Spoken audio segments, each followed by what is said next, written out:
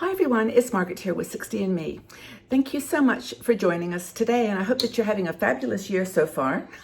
A whole few days into it that we are. It's the time of the year when we start to look at things with new eyes and kind of refresh our lives and refresh our surroundings and our wardrobes. And it's like, oh no, here we go again with resolutions. But it's not that for me. It's really like this time of the year is actually for me quite exciting. I feel like it's a time of renewal and an assessment of not just my clothing or the makeup I wear or just, the lifestyle that I have, but just life in general. Like this is a refreshing opportunity to start over, and I want to talk to you today about how to refresh your wardrobe and your style as we move into a brand new year.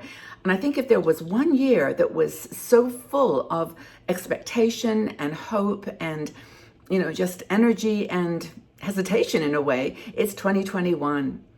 We got hit really hard last year, didn't we, by just the immense reality of this pandemic. And I think everybody in the last month or so in December was saying things like, well, in the spring, things are probably going to get better.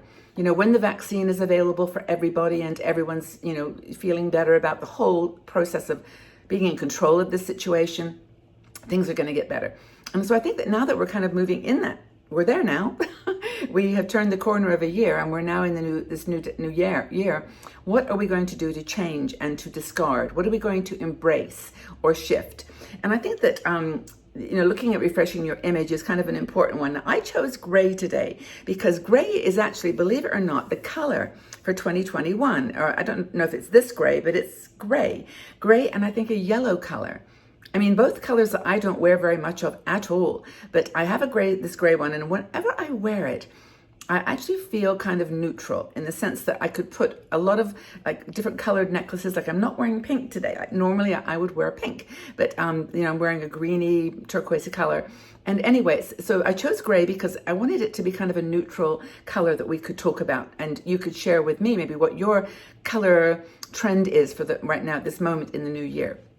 So here, according to Doreen Dove, actually is one of our bloggers. She wrote this great article. It was actually about folk fashion, but I thought it really was still related to seasonal changes, and everything she said applies to where we are right now in January. So I wanted just to, use her 5 steps that she talks about, 5 ways to refresh your wardrobe and just make the most out of this new re-entry that we're going into. I think it's special.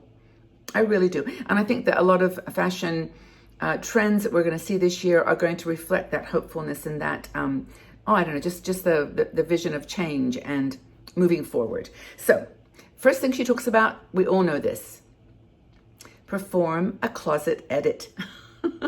Just go and do it. Now, there's a really cool a woman, Trini London. I buy her cosmetics. I love her cream products. But she talked about moving from the couch to couch to out and safe and protected. So moving now from the clothes that we wore on the couch, watching the videos, watching YouTube and Netflix, out into the world.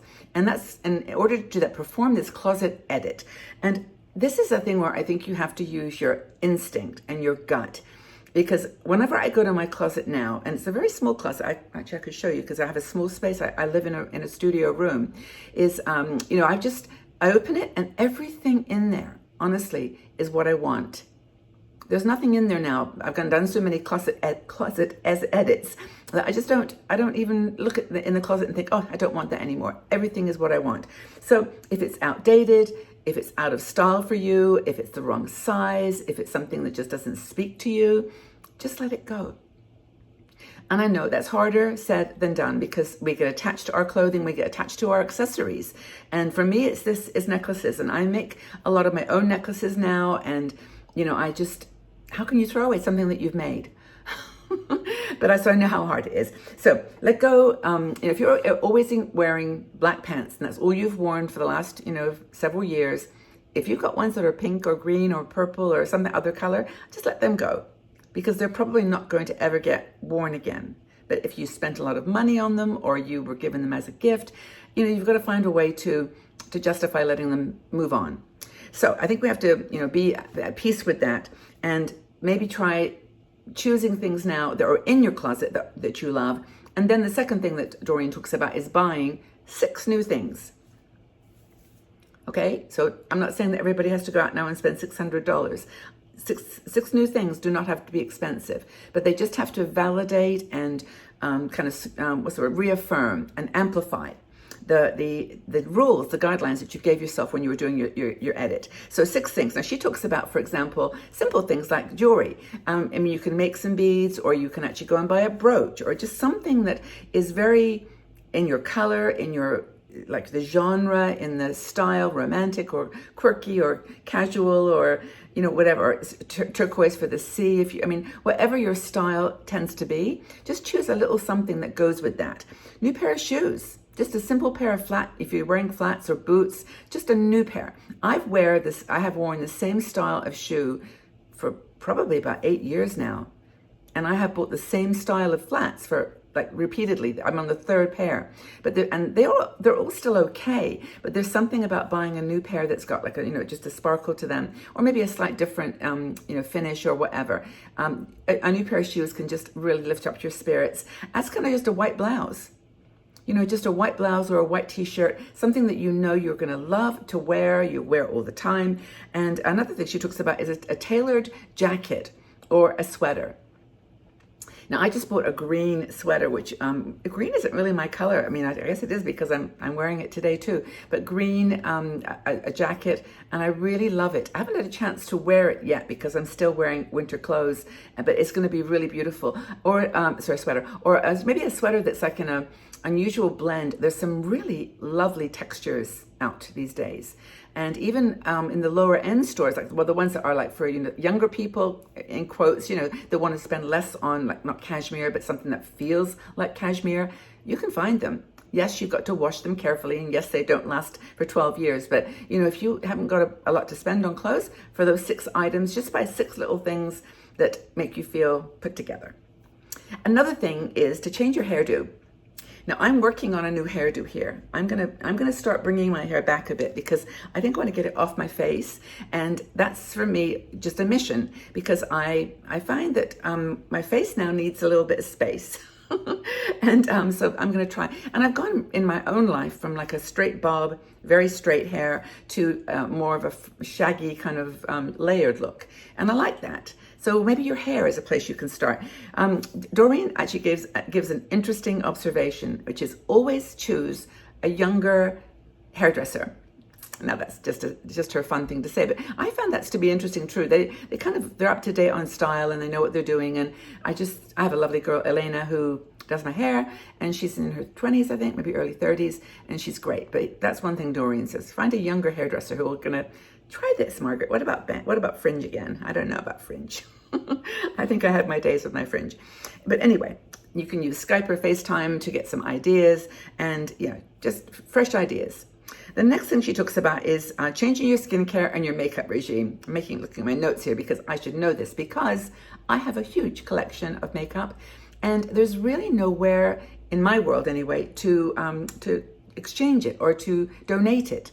So I've gotten some palettes, sometimes eyeshadow palettes, that I've worn literally one color or 2 colors and thought, I just don't like this. It's just not my colors, and wished I could give it to someone. So it just ends up in a little pile. And then I do eventually, there's a little place that I can take secondhand clothes. And if it's very lightly used, I talk them into letting them share, because somebody wants those, and they're 10 weeks old. So there's no germs or anything to be captured. You just put some alcohol on them to clean them completely. So that's one thing. And also clean out your old makeup.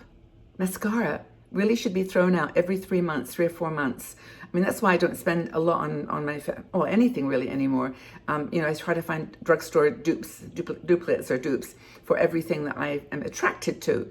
And I'm going to do a video in a couple of weeks on a comparison between one item that I splurged on over the holidays and then 10 others that I bought for the same price. It's going to be quite an interesting video, and it pains me to show it because even though I love the thing I bought that cost me $50, I also love the thing that I bought that cost 10 items for $50.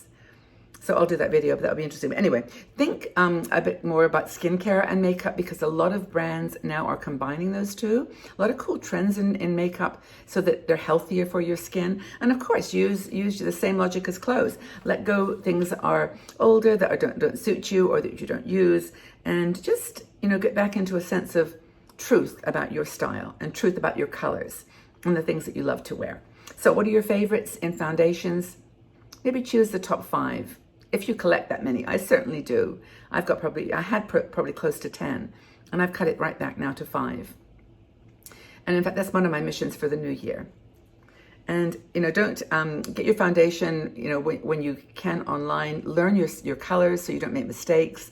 Super hard, but I think that things are going to loosen up a little bit in the new year in terms of getting out into the shops.